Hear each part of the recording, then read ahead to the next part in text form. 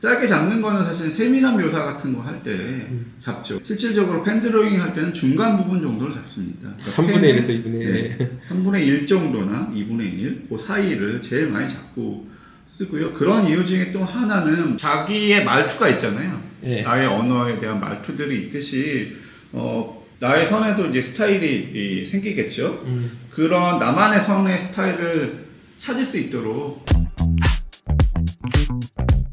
페이스 길이 스케치에 도시건축 펜드로잉 신규 강좌로 올라와가지고 강의 홍보할 겸 여기서 그리고 어떤 걸 배울 수 있는지 강의를 직접 하신 이웅길 대표님을 모셨습니다. 대표님 안녕하세요. 네, 안녕하세요. 이웅길입니다. 우선 대표님에 관련된 여러 인터뷰 영상들은 뒤에 정보란에 링크들이 있습니다. 이 강의가 어떤 분들한테 도움이 되고 여기서 어떤 것들을 배울 수 있고 배운 친구들이 어떤 걸 그릴 수 있는지 좀 이야기를 하셨으면 좋겠어가지고 간단하게 준비를 해봤습니다. 참고로 그 페이서 웹사이트 들어와 보시면은 그 해당 강의 1, 2, 3강의 총 3개가 공개되어 있는데 그 중에 1강에서 한번 쭉 설명을 하시기는 합니다. 그거 보고 들으셔도 될 것 같고요. 보면은 챕터가 총 4개로 나눠져 있고요. 펜드로잉을 시작하기 전에 준비하기, 펜드로잉 툴 같은 거를 소개하는 그런 챕터인 거죠? 네네. 기본적으로 준비해야 된 도구들, 어떤 도구들을 준비해야 되고, 그 도구들이 준비가 됐으면은 펜은 어떻게 잡고, 그 잡은 상태에서 이제 선은 어떻게 그리는 건지, 그런 이야기들을 기본적으로 챕터 1에서는 설명을 해드리고 있습니다. 챕터 2에서는 필수 요소 연습해라고 되어 있는데 펜드로잉을 할 때 사람이라든지 나무, 자동차 이런 것들을 그리는 팁인 거죠? 네네. 기본적으로 펜드로잉 할 때 많이 사용하는 사람, 나무, 자동차를 어떻게 그리는지에 대한 방법을 간단하게 설명해 드리고요. 투지도 설명을 해드리고 있습니다. 1소점, 2소점, 3소점까지 설명을 드리고 있습니다. 사람이 일반적으로 눈으로 보는 거는 다 2소점인가요? 기본적으로는 이제 우리가 도시를 걷다 보면은 1소점을 보게 됐죠. 아, 그런가요? 네. 1소점이군요. 네. 거리를 걸을 때는 사람이 보는 곳이 한 곳으로 집중되니까 1소점이라고 이야기를 하게 되는 거고요. 아, 건물을 보게 되면은 건물 모서리, 네. 수직선을 기준으로 양쪽으로 나눠지는 그 모서리 형태는 2소점, 양쪽에 이제 소점이 2개가 잡히는 경우들이 많이 있습니다. 근데 그게 이제 2소점경 3소점으로 보이게 되죠, 사실은. 왜냐면 세로선이 기울어져 있는 네네네. 거 얘기하시는 거죠? 네네네. 양쪽의 모서리선이 이제 하늘을 향해서 기울어져 그쵸. 있어서 3소점이라고까지 얘기를 하는 거죠. 그게 참 신기한 것 같아요. 이동민 님이 펜드로잉 강의를 또 하는데 그분 오프라인 강의를 제가 들은 적이 있어요. 네네. 그분이 하는 말이 1소점이 기본적으로 보이는 거고 그런 얘기가 그런 얘기겠네요. 그 높은 빌딩들 아래에서 보면은 그쵸. 3소점이라고 보시면 됩니다. 그렇죠, 그렇죠. 사실 이 사진을 보면은 이해하시기 더 쉬운데 1소점은 소점이 하나, 2소점은 건물의 이 양쪽에 소점이 있다라고 보는 거죠. 모서리가 이제 수직인 거죠. 직각을 하고 있다고 보시면 되고 2소점은. 아, 2소점이 중심을 잡아주는 모서리의 가운데 이 모서리가 그 아이 레벨의 기준으로 했을 때 직각이라고 보시면 됩니다. 아, 그리고 이 양쪽으로 이제 기울어지는데 이 선들이 이제 2소점 양쪽에 왼쪽과 오른쪽에 있다라고 보시면 또 3소점은 이제 이 건물의 양 끝단이 또 위로 올라가는 소점, 하늘로 소점을 갖고 있죠. 그러니까 이 하늘 위쪽에 이 위쪽으로 소점이 하나 더 생기는 거죠. 그게 3소점인 거죠. 저희가 라이노 모델링을 하면 이런 식으로 보이잖아요. 그렇죠. 3소점인 거네요, 그거는. 네, 3소점인 거죠. 그러니까 왜곡을 주기 시작하면 이 소점이 늘어난다고 보시면 되죠. 단순하게. 아, 챕터 3에서는 도시건축을 기록하기 위한 기본기라고 해서 소점 개념을 이렇게 배우게 됩니다. 네, 그래서 소점을 배웠으니까 그 소점에 맞는 사진들을 제가 이제 제시해 드리고요. 그 제시된 사진을 분석을 해서 따라 그릴 수 있도록 설명을 해 드리고 있습니다. 네, 기록의 일상화에서는 사진을 네. 가지고 소점 연습뿐만이 아니라 드로잉을 어떻게 혼자 연습을 할 수 있는지 그거를 알려드리고 혼자서 연습을 할 수 있게 도와드리고 있습니다. 마치면은 사실은 챕터 1, 2, 3, 4를 종합해 놨다라고 보시면 되고요. 9단계로 일상의 도시건축의 드로잉을 이제 건축 스케치화하는 방법이라고 보시면 되고요. 그래서 요약 정리라고 보시면 될 것 같습니다. 좋습니다. 우선 이 강의는 애초에 타겟을 어떤 분으로 잡고 기획을 하셨나요? 기본적으로는 이제 도시하고 건축을 여행하면서 펜드로잉을 스케치하고 싶으신 분들, 그다음에 어반 스케치나 건축 스케치를 하고 싶지만 어디서부터 시작해야 될지 막막하셨던 분들, 취미로 이제 펜드로잉을 쉽게 익히고 싶으신 분들을 네, 쉽게 배우실 수 있도록 네, 준비를 한 강의입니다. 이런 거를 어반 스케치라고 해서 그 따로 분야가 있나 봐요. 네, 어반 스케치라고 해서 요즘은 이제 전 세계적으로 그 취미 활동처럼 되어 있죠. 네, 현장에서 스케치를 하는 게 이제 어반 스케치의 이제 기본이라고 이야기들을 하고 있죠. 네, 그래서 우리나라도 지역별로 다 있습니다. 그분들이 모여서 전체 전시회도 하시고. 이게 이제 펜드로잉을 위한 준비라고 해서 도구 선택부터가 있네요. 네. 펜드로잉이 제일 쉬운 거는 아무 종이야 집히는 아무 펜을 들고 하면 되는 거죠, 사실은. 딱 특별히 도구가 필요한다기보다 네, 그 시작점을 편하게 시작하시면 된다고 생각을 하고요.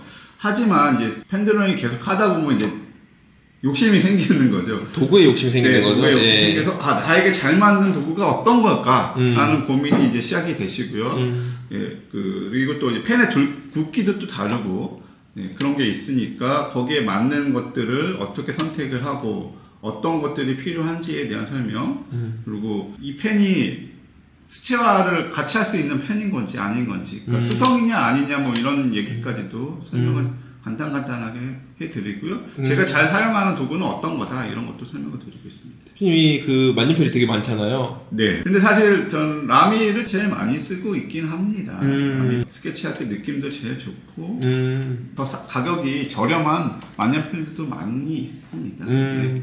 그런 걸 잘 취사 선택하시면 될 것 같습니다. 네, 하이테크 펜은 정말 오랜만에 보는데. 네, 하이테크 펜도 제가 일러스트 그릴 때 사실은 만년필보다 하이테크 펜을 한때는 더 많이 썼습니다. 네, 그리고 하이테크 펜도 다양한 굵기를 가지고 있어서 맞아요. 우리가 일명 얘기하는 그 볼펜 똥이라고 네, 하죠. 맞아. 그런 게 사실 덜 나오고 되게 세밀하게 표현을 많이 할 수 있죠. 가격대가 사실은 하이테크 펜도 그렇게 비싸지는 않습니다. 근데 이제 어반 스케치를 하시는 분들이나 이런 분들은 하이테크 펜을 쓰기보다는 사쿠라, 피그마, 마이크론 이런 것들을 더 많이 씁니다. 이거 동민님이 저한테 하나 선물해 준 적 있어가지고 하나 있습니다. 네네. 요것도 사실은 다양한 굵기를 가지고 있고 어반 스케치 하시는 분들은 이걸 많이 씁니다. 뭐 회사마다 나오는 종류들이 있어서 좀 써보고 나에게 맞는 거를 선택하시는 게 제일 좋습니다. 그 몽블랑 펜은 다 비싸지 않나요? 몽블랑 기본적으로 가격대가 그쵸. 많이 비싸죠. 네. 이거 펜 잡는 방법이 있네요. 처음에 하시는 분들은 잡는 것조차도 사실은 막막하실 때가 있는데 기본적으로 글씨를 쓸 때처럼 짧게 잡고 그리시는 분들이 많이 있는데요. 이제 글을 쓸 때 익숙했기 때문에 그런 거고요. 짧게 잡는 거는 사실 세밀한 묘사 같은 거 할 때 잡죠. 실질적으로 펜 드로잉 할 때는 중간 부분 정도를 잡습니다. 그러니까 3분의 1에서 2분의 1. 네, 3분의 1 정도나 2분의 1, 그 사이를 제일 많이 잡고 쓰고요. 그런 이유 중에 또 하나는 그렇게 자꾸 그려야지 쓸리지가 않는 거죠. 만년필을 만약에 할 때 그 손 아래 부분을 쓸려서 잉크가 묻어나면 종이도 묻어나잖아요. 번지는 거 말씀이시죠? 번지는 거죠. 그런 거 자체가 사실은 짧게 잡으면 격정면이 생기니까 그런 걸 더 방지해주는 부분도 있습니다.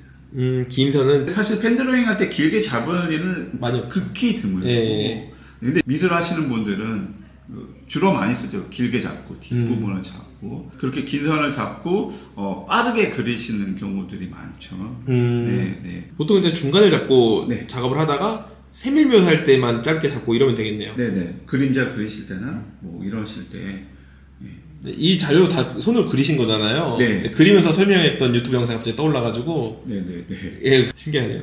되게 잘 그리신다.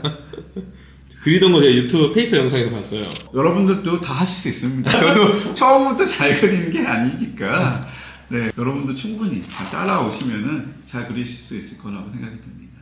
이렇게 선 연습하는 방법, 직선 그려야 된다 이런 것들이 있고 그 뒤에서 이런 손녀습들도 있고, 그 다음에 요소 같은 것도 사진을 갖고 여기서 소점도 한번 파악을 해보고 그런 식으로 이제 그림을 그리는데, 이거 그림을 그릴 때 요소, 사람이라든지 가구라든지 하늘, 표현 같은 것도 다 알려주시잖아요. 네. 그런 까지를 디테일로 살릴 수가 있겠네요. 네네. 근데 이제 뭐 펜드로잉을 처음 하시는 분들을 위하신 거니까 너무 이렇게 세밀하게 어떤 걸 그리겠다라는 것보다 원리 위주의 설명, 그 원리를 바탕으로 포인트를 어떻게 잡아서 완성을 하면 된다라는 위주로 강의를 하고 있습니다. 세밀한 묘사는 그게 이제 어느 정도 기본 틀이 잡히면 본인이 이제 욕심에 맞춰서 더 시간 투자를 하셔서 그리면 되는 거기 때문에 기본적으로 이제 처음에 원리를 알으셔야지 두려움도 없고 쉽게 접근하실 수가 있을 것 같아서요. 거기에 초점을 맞춰서 강의를 하고 있습니다. 이 강의를 다 듣게 되면은 이것저것 펜도 사고 종이도 사고 해가지고 내 일상 공간을 그리는 게 아주 편하고 쉽게 그려내는 거, 그게 이제 목표인 거겠네요. 네네네. 일기를 쓰듯이 펜드로잉을 언어처럼 좀 사용을 해서 기록을 했으면 좋겠다, 이런 생각이 좀 많이 들었습니다. 그래서 여행을 다니거나 카페에 앉아서거나 뭐 공부를 하다가 잠깐 쉬거나 그럴 때 자신의 일상을 펜드로잉으로 그리기 시작하면은 말로 하는 것보다 이야기하고 싶은 것들이 더 풍성해진다라고 저는 생각을 하고 있고요. 예.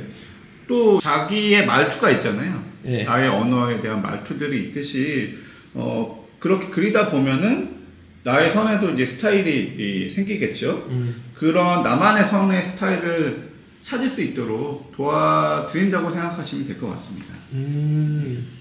내가 펜드로잉을 오늘 그려서 한 작품을 완성해야 돼, 이런 거보다는 자연스럽게 뭐 일기를 쓴다고 할 때 낙서하듯이 옆에다가 펜을 그릴 수도 있고 노트를 그릴 수도 있고 핸드폰을 그릴 수도 있고 내 방을 그릴 수도 있고 그런 것들이 이제 계속 매일매일 좀 이루어지는 게 좋지 않을까라는 생각이 들었습니다. 예. 이렇게 해서 이제 페이서 신규 강좌 이은길 대표님의 드로잉 강의에 대해서 짧게 이야기를 해드렸고, 이어서는 지금 방금 말씀하신 것처럼 일기 쓰다가 글을 쓰다가 쉽게 스케치도 해놓은 기록 노트가 있어서 1999년도에 기록한 내용과 하나 2020년이네요. 네, 2020년. 위에 거는 지금 23년 넘었고요. 아래 거는 이제 막 3, 4년 된 그런 노트가 있어서 같이 내용을 한번 보도록 할 겁니다. 2편에서요. 그럼 2편에서 저희 뵙도록 할게요.